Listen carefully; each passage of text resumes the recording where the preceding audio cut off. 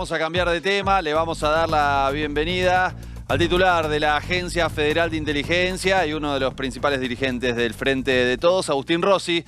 Te damos la bienvenida aquí a IP Noticias. Martín Bustamante te saluda, ¿cómo estás? ¿Qué tal? ¿Cómo les va? ¿Cómo va, Martín? Bien, bueno, muchas gracias por atendernos un domingo. Estamos en un momento muy especial. Se va terminando de configurar el equipo de Sergio Massa. A tu entender, ¿por qué cuesta tanto conseguir al secretario de Política Económica o secretaria, a viceministro o viceministra? Bueno, la función del secretario de Programación Económica no es una función ejecutiva, digamos, ¿no? Porque es en general un secretario de Planificación Económica y tiene que tener claramente una mirada más macroeconómica y aporta desde ese lugar, ¿no? Me parece que los secretarios que ya están designados son los que tienen cuestiones operativas más inmediatas en el área específicamente de Economía, el secretario de Hacienda, el secretario de Finanzas, además del secretario de Producción y el secretario de Agricultura. Pero no me parece que sea una cuestión, claro que es importante, pero no, no, no con el volumen de importancia que se le intenta transmitir, digamos, no, me parece que el ministro se tomará el tiempo necesario como para terminar de designar y completar su equipo. Todos sabemos que Sergio es un dirigente político de envergadura política, de gran peso político, que tiene conocimientos, como todos los que tienen ese nivel de economía, pero que se está rodeando de un expertise técnico más que importante, que no solamente está expresado en las segundas líneas, sino en las terceras y cuartas líneas, y eso me parece que es claramente lo valioso. ¿Qué te parece el nombre de Gabriel Rubinstein, que es el que más sonó en las últimas horas? No me tiene que parecer a mí, digamos, ¿no? La realidad es que el ministro es el que tiene que conformar su equipo. Me parece que en estas horas y en estos momentos lo importante es que concentrar todas las decisiones de las de índole económica, concentrarla fundamentalmente en la figura del ministro, digamos, ¿no?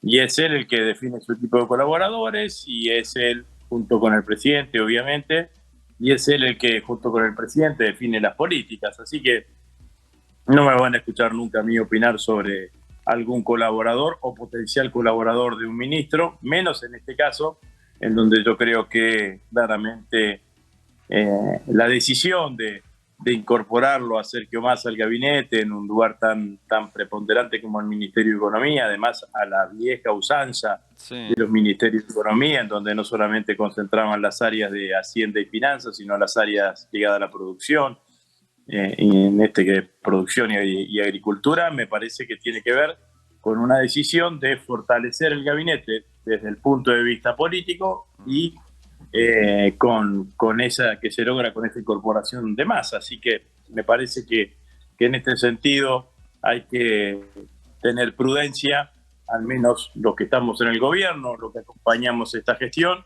tener prudencia y esperar que las decisiones las vaya anunciando el propio ministro. La pregunta que te quiero hacer es ¿por qué la figura de Sergio Massa, a tu entender, finalmente trajo por lo menos una provisoria calma hacia el interior del Frente de Todos?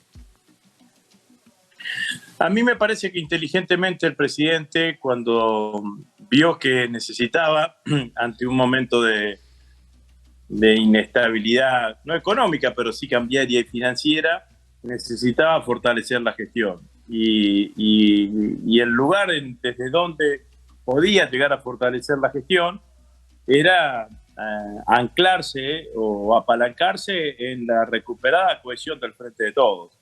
Está claro que con la salida de Martín Guzmán se recuperó el diálogo entre Alberto y Cristina, se sumó Sergio Massa, los gobernadores también tuvieron un rol protagónico, y creo que una forma más que elocuente, quizás la forma más que elocuente que esa fortaleza, esa cohesión del Frente de Todos estuviese expresada en la gestión de gobierno, estuviese expresada en la gestión, era con la incorporación de Massa de la manera que llega el gobierno. Entonces me parece que esto es fundamentalmente. Teníamos un escenario de turbulencia o de inestabilidad financiera, si se quiere, y el presidente, vuelvo a decir, inteligentemente dijo, bueno, para resolver esto necesitamos fortalecer la gestión de gobierno. ¿Dónde encuentro fortaleza? En la recuperada cohesión del Frente de Todos, y a partir de eso toma la decisión de convocar a Sergio Massa como ministro de Economía. ¿Ya lo ves encaminado? ¿Pensás que esa turbulencia financiera y cambiaria ya está controlada?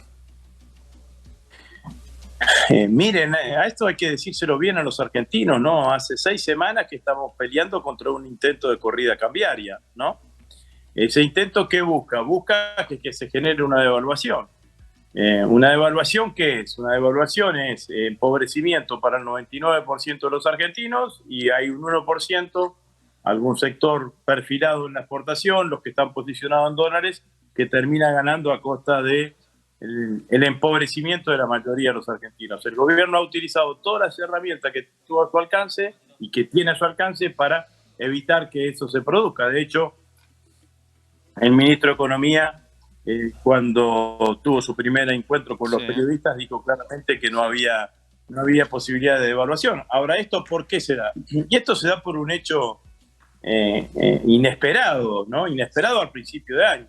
Nosotros hoy vamos a estar importando entre 5.000 y 7.000 millones de dólares más en concepto de energía, importando menos volumen de energía de lo que importamos el año pasado, porque saben ustedes que tenemos un acuerdo con Brasil por el cual el excedente de energía que produce Brasil se incorpora y se inyecta al sistema interconectado nacional. A pesar de eso, estamos en esos valores. Si no hubiésemos tenido esa situación inesperada que se produce por la guerra de Rusia y Ucrania, no tendríamos seguramente este problema, o tendríamos el Banco Central con una mayor cantidad de reservas para afrontar una problemática de esta característica. Ahora, dado el problema, ¿se puede evitar la devaluación?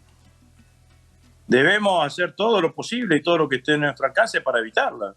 Lo dije recién claramente. Ayer hablábamos, por ejemplo, con Alejandro Cacase, el diputado decía que dada la brecha es muy difícil evitar la devaluación. ¿Quién decía eso? Alejandro Cacase, el diputado de la Unión Cívica Radical. Bueno, seguramente ellos devaluarían, digamos, ¿no? Nosotros no. Nosotros tenemos una mirada de que hay que hacer todo lo posible y todo lo que está a nuestro alcance para utilizar todas las herramientas que tenga el Estado para que esto no se produzca. Porque lo que se genera fundamentalmente es un brutal empobrecimiento del conjunto de los argentinos. Y además hemos visto lo volátil que es la brecha, ¿no? Porque en algún momento el tipo de cambio paralelo y los tipos de cambio financieros estaban muy por encima de lo que están ahora, y subieron y bajaron. Entonces, a mí me parece que, sin ninguna duda, todos los esfuerzos que está haciendo el gobierno están destinados a que esto no suceda. Por eso, antes y ahora, yo creo que es necesario pedirle a todos los actores políticos y actores sociales que coincidan con nuestra mirada que es un momento de apoyar al gobierno fuertemente, porque de esa fortaleza también se puede enfrentar más claramente una corrida cambiaria, que vuelvo a decir que no es producto de una mala expertise económica, es producto de un hecho inesperado. Sí, la guerra y el aumento de los precios. ¿Cómo? Sí, estás hablando de la guerra, el aumento de los precios de la energía y un problema que evidentemente es mundial porque todos los países del mundo están tomando medidas en ese sentido. Ahora, estas medidas para enfrentar la corrida cambiaria y evitar una devaluación, ¿puede incluir, por ejemplo, dado que estás vinculado al área de seguridad, no sos el ministro de Seguridad, pero estás vinculado, puede incluir algo que varios entrevistados nos han mencionado, que es ir directamente a buscar a quienes especulan, ir directamente a las cuevas que fijan el precio de la divisa ilegal? ¿Pensás que eso podría contribuir a solucionar este problema? Bueno, no me quiero meter en temas que no son míos, digamos, no. La realidad es que yo trato de explicar y tener un diagnóstico de que por qué están pasando estas cosas. La verdad que es cierto que tenemos un mercado que es el mercado del blue, que es un mercado pequeño, que mueve 3 millones de dólares por día, pero que impacta en la vida de los 45 millones de argentinos, digamos, ¿no? Entonces, esa situación es una situación que el gobierno claramente la tiene en su mirada y de hecho de un dólar paralelo que llegó a estar en 3.50, lo hemos venido bajando, sobre todo en las últimas 2 semanas, a valores por debajo de 300. Ahora, claramente que se necesitan una serie de acciones que van en ese sentido. La acción más importante es fortalecer de reservas al Banco Central, porque claro, la brecha que preanuncia, la brecha está instalada para preanunciar una devaluación. Sí. Es lo que te dijo este diputado radical, digamos, sí, sí. ¿no? Este diputado radical te dice, no, porque hay brecha, va a haber devaluación.